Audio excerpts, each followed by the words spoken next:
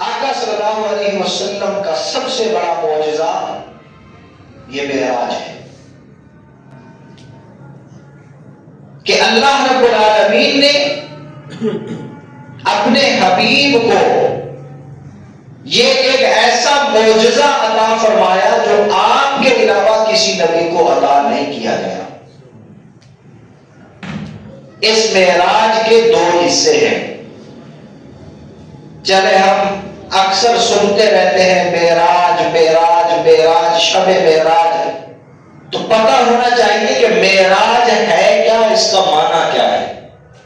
معراج عروج سے ہے، عروج کا معنی ہوتا ہے بلندی۔ اللہ نے اپنے نبی کو جو بلندی عطا فرمائی ہے اسی کو معراج کہتے ہیں۔ تو اس معراج کے دو حصے ہیں۔ ان دونوں حصوں کے اندر امت کے لیے بہت سی ہدایات بھی ہیں، بہت سے احکامات بھی ہیں۔ قرآن کریم کے اندر جب اس واقعے کو بیان کرنے کی باری آئی تو صرف یہ ایک ہی واقعہ ہے جس کے متعلق اللہ نے انداز مختلف رکھا۔ قرآن کہتا ہے سبحان الذی اسری بعبدہ، اللہ وہ ذات ہے کہ جس نے اپنے بندے کو سیر کرائی ہے۔ یہ لفظ سبحان یہ وہ لفظ ہے جو پوری کائنات اور پورے انسانوں کے ذہن کو دھو ڈالتا ہے۔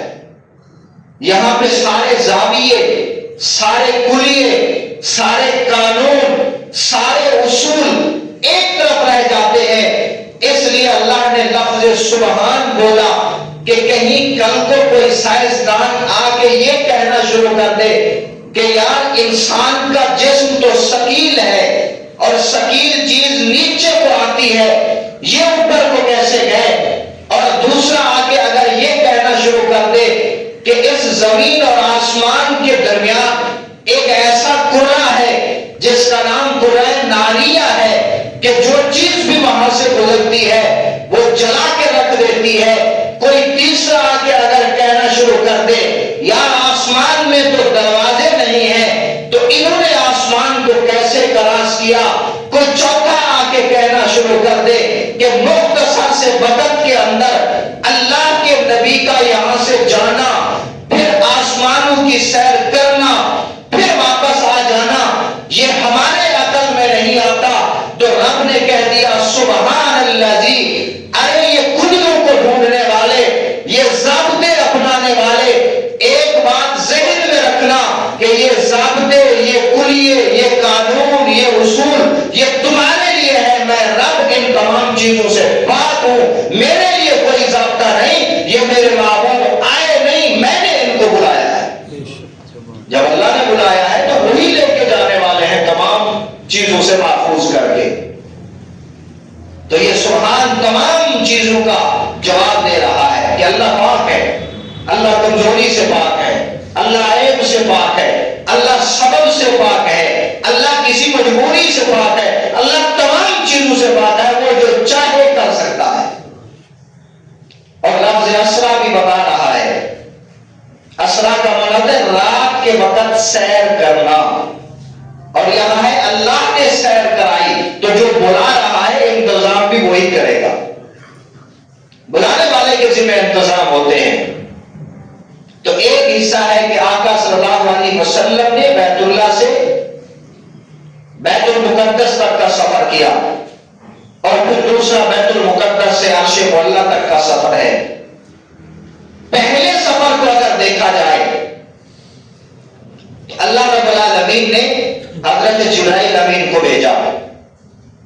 یہ واقعہ بڑا لمبا ہے، مختصر سے وقت میں بیان کرنا ممکن ہی نہیں ہے، میں چند خاص خاص باتیں عرض کروں گا۔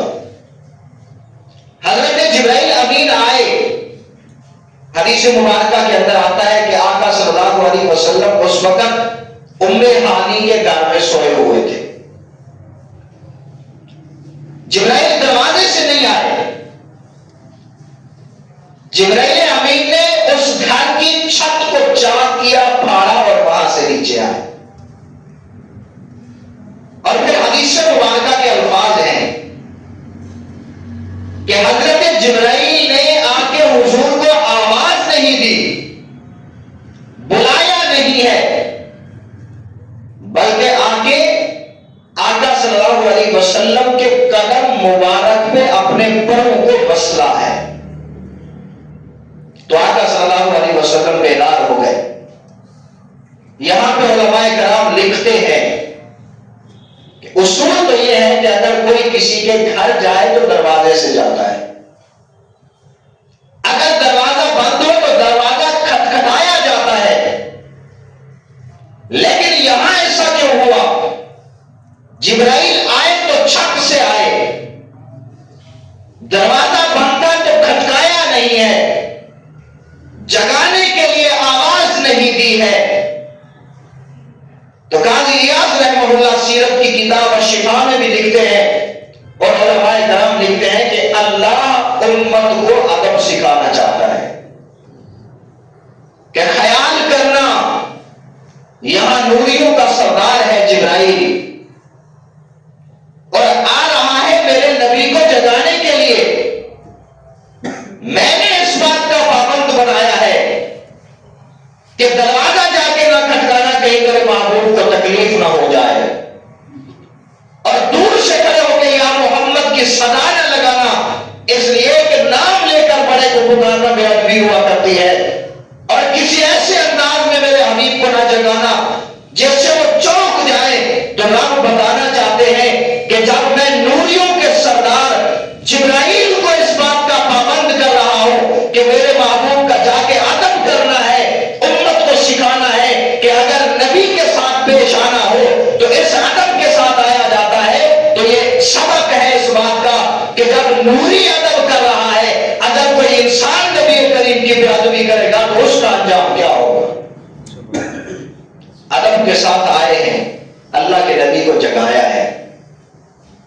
آقا صلی اللہ علیہ وسلم کو وہاں سے اٹھا کے حتیم کے اندر لے گئے۔ یہ حتیم وہ جگہ ہے جو بیت اللہ کے قریب جس پہ وہ دیوار بنی ہوئی ہے، یہ اصل بیت اللہ کا حصہ ہے۔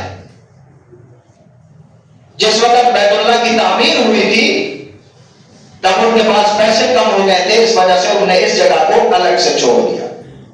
اور حقیقت دیکھا جائے تو یہ بھی اللہ کی بڑی مہربانی ہے انسانوں پر۔ آپ نے دیکھا ہوگا پروٹوکول والے جو بیت اللہ کے اندر چلے جاتے ہیں، دروازے کھولے جاتے ہیں، ان کو لے جایا جاتا ہے، وہ اندر جا کے نوافل بھی پڑھتے ہیں، وہاں جا کے ذکر بھی کرتے ہیں، عبادت بھی کرتے ہیں، لیکن تیرے میرے جیسا غریب وہ اندر نہیں جا سکتا۔ تو اللہ نے اس جگہ کو خالی کرا دیا کہ یہ پروٹوکول رب کے ہاں نہیں ہے، یہ لوگوں کے ہاں ہے۔ میں چاہتا ہوں کہ اگر میری مخلوق میں سے کوئی غریب بھی ہے جس کے گھر کے اندر 2 وقت کا کھانا نہیں، وہ بھی میرے گھر میں اس جگہ پہ بیٹھ کے عبادت کر سکے۔ اس وجہ سے اللہ نے اس جگہ کو خالی چھڑوا دیا۔ در حقیقت یہ بیت اللہ کے اندر کا ہی حصہ ہے، جدا نہیں ہے اس سے۔ تو حضرت جبرائیل حضور کو لے کے وہاں پہ پہنچے اور وہاں جا کے سرکار دو عالم کی سرجری کی ہے۔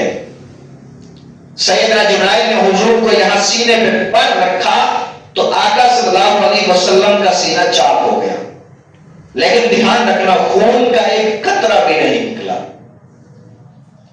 اس جگہ سے لے کر حدیث کی کتابوں میں آتا ہے، اس جگہ سے لے کر یہ ناف تک آقا صلی اللہ علیہ وسلم کا سینہ اثر کھولا گیا، حضور کا سینہ کھول دیا گیا۔ آج لوگ کہتے ہیں جی بڑی ترقی کر دی ہے سائنس نے، یہ اوپن ہارٹ سرجری کہ دل کو نکال کے باہر رکھ دیتے ہیں، پھر جو کرنا ہوتا ہے علاج کر کے پھر اندر فٹ کر دیتے ہیں۔ تو اس دنیا کے اندر یہ بھی سب سے پہلے اگر اس دنیا میں وجود کے اندر آئی ہے تو یہ صدقہ ہے تیرے اور میرے نبی کا۔ آقا صلی اللہ علیہ وسلم کی سب سے پہلے یہ سرجری ہوئی ہے۔ جبرائیل امین نے حضور کا سینہ چاک کیا، وہ قلب اطہر نکالا، پھر اس قلب اطہر کو چاک کیا، وہ نور اور معرفت الہی جو اللہ کی طرف سے لے کے آئے تھے وہ اس میں رکھی، پھر اسے بند کیا، بند کرنے کے بعد پھر سینہ اطہر میں رکھا، اور پھر حضور کا یہ جو چاک کیا تھا یہ سینہ اثر اور سینہ مبارک اسے بند کر دیا گیا اور آقا صلی اللہ علیہ وسلم اٹھ کے بیٹھے. یہ سینہ چاک کرنا، دل کو باہر نکالنا، پھر اسے چیرنا، پھر اس میں نور بھرنا اور پھر اسے واپس رکھنا، اور اس تمام واقعے کو اللہ کے نبی کا اپنی آنکھوں سے دیکھتے رہنا، یہ میرے نبی کا معجزہ ہے.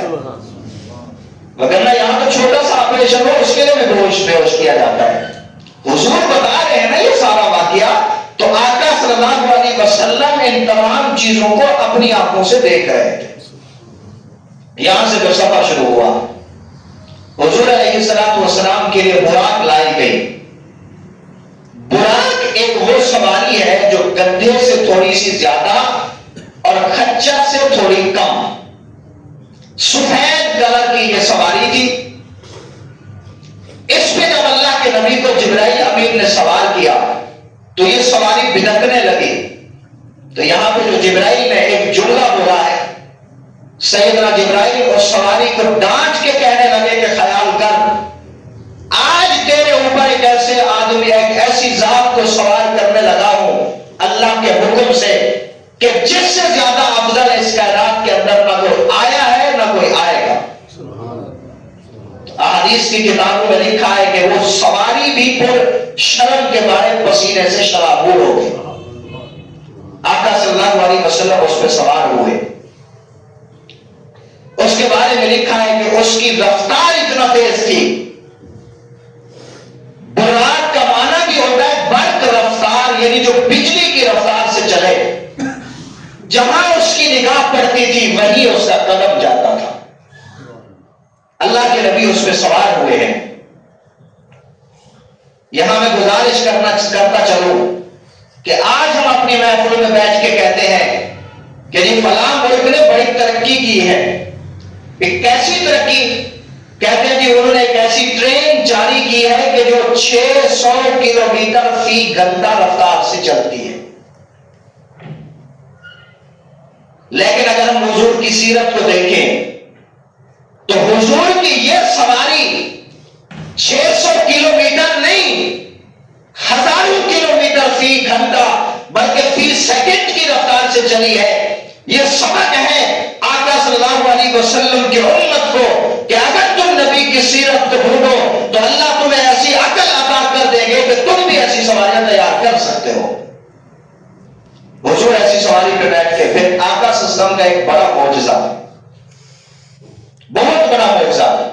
ہمارے جو جہاز چلتے ہیں ان کی رفتار اتنا تیز نہیں ہوتی جتنا تیزی کے ساتھ یہ سواری گئی ہے کہ جہاں نگاہ پڑے وہیں اس کا قدم پڑے. اور ان جہازوں کے اندر جو بیٹھنے والے ہوتے ہیں وہ شیشوں کے اندر بند ہوتے ہیں. اگر ہوا اس کے اندر چلی جائے جو باہر میں اس جہاز کو ٹکرا رہی ہوتی ہے تو وہ پاش پاش ہو کے گر جاتا ہے. لیکن میرے نبی اور تیرے نبی سید کائنات کی شان کو دیکھیے کہ اتنی تیز رفتار سواری کی پشت پہ بیٹھے ہیں، کوئی اوپر سے حفاظت کا سامان نہیں ہے، پھر بھی حفاظت کے ساتھ چلے ہیں اور ایسے چلے ہیں کہ اللہ کے نبی کے اوصال بھی خطا نہیں ہوئے، بلکہ جاتے ہوئے جو حالات اور واقعات رونما ہوئے تھے وہ بھی اللہ کے نبی دیکھتے ہوئے گئے ہیں. حدیث مبارکہ کے اندر آتا ہے سرکار دو عالم نے فرمایا جب میں اس سواری پہ بیٹھا ہوں میں ایک ایسی جگہ پہ گزرا ہوں کہ جہاں موسیٰ علیہ السلام کی قبر تھی اور میں نے دیکھا ہے کہ سیدنا موسیٰ اپنی قبر پہ کھڑے ہو کے نماز پڑھ رہے تھے. یہ بھی میرے نبی کا معجزہ ہے کہ اتنی تیز رفتار سواری پہ بیٹھ کے بھی مشاہدہ کرتے جا رہے ہیں. اور پھر کچھ لوگوں کی سزاؤں کو بھی دیکھا، سزاؤں کو بھی دیکھا. حدیث مبارکہ کے اندر آتا ہے حضور نے فرمایا میں ایک ایسی جگہ سے گزرا جہاں پر میں نے دیکھا کہ ایک آدمی کے سر پہ بہت بھاری پتھر مارا جاتا ہے، سر کچل دیا جاتا ہے، پتھر لڑکتا ہوا دور جا کے گرتا ہے. وہ جو مارنے والا ہے وہ دوبارہ پتھر کو اٹھانے کے لیے جاتا ہے، ادھر سے جس سے پتھر لگا ہے وہ پھر سے ٹھیک ہو جاتا ہے، وہ پھر آ کے دوبارہ اس کے سر پہ پتھر مارتا ہے. اور اللہ کے نبی نے فرمایا قیامت تک ایسا ہوتا رہے گا. سیدنا جبرائیل سے پوچھا یہ کون ہے، کس بات کی سزا دی جا رہی ہے؟ تو حضرت جبرائیل امین نے عرض کی کہ یا رسول اللہ یہ وہ لوگ ہیں جو عشاء کی نماز پڑھے بغیر سو جاتے ہیں۔ کتنی بڑا گناہ ہے، اور آج کل تو عشاء کی نماز پڑھے بغیر جلدی سونے کا تو تصور ہی ختم ہو گیا ہے۔ ہمارے ہاتھ میں موبائل، گھروں کے اندر ٹیویاں، یہ دیکھتے دیکھتے پتہ نہیں کتنا وقت ہو جاتا ہے، لیکن شرم کی بات ہے کہ 10 منٹ ہم اللہ کے لیے نکالنے کے لیے تیار نہیں ہوتے۔ اور پھر حضور نے دیکھا کہ بعض مرد اور عورتیں ایسی بھی ہیں، بڑے بڑے تندور ہیں جن کے اندر وہ جل رہے ہیں، وہ نیچے چلے جاتے ہیں، پھر آگ کا جب شعلہ آتا ہے تو اوپر کو آ جاتے ہیں، پھر نیچے چلے جاتے ہیں۔ جب اللہ کے نبی صلی اللہ علیہ وسلم نے حضرت جبرائیل سے پوچھا یہ کون ہے، تو انہوں نے فرمایا یہ آپ کی امت کے زانی اور زانیہ عورتیں اور مرد ہیں۔ بعض عورتوں کو اللہ کے نبی نے دیکھا ان کے بالوں کے ساتھ پکڑ کے ان کو کسی جگہ پہ لٹکا دیا گیا ہے اور عذاب دیا جا رہا ہے۔ حضور نے پوچھا یہ کون ہے، فرمایا یہ بے پرد عورتیں ہیں جو بالوں کو ظاہر کر کے پھرا کرتی تھی۔ یہ واقعات حضور دیکھ کے آئے، پھر سفر کرتے کرتے آقا صلی اللہ علیہ وسلم بیت المقدس میں پہنچے ہیں۔ جب وہاں پہنچے تو سارے انبیاء علیہ السلام حضور کے استقبال میں وہاں پہلے آ چکے تھے۔ اللہ یہ بتانا چاہتے تھے کہ سیدنا آدم سے لے کر عیسیٰ تک جتنے بھی پیغمبر آئے ہیں، اب جو میں نبی لے کے آ رہا ہوں وہ تمام انبیاء کا امام بھی ہے، تمام کا سرداج بھی ہے، تمام انبیاء کا نبی بھی ہے۔ یہی تو حدیث کی کتابوں میں آتا ہے کہ جو نبی بھی آتا تھا وہ محمد عربی کی پیشین گوئی کر کے جاتا تھا۔ سارے انبیاء کو اللہ نے اکٹھا کر کے حضور کا دیدار بھی کرا دیا، بلکہ حضور کی نبوت کو بھی بڑھوا دیا۔ وہاں پہ جب امامت کی باری آئی سارے انبیاء نے صف متعین کرنی بنا لی۔ جبرائیل امین نے حضور کا ہاتھ پکڑا، آپ کو آگے کیا، یہ سبق دیا ہے کہ جہاں محمد عربی ہو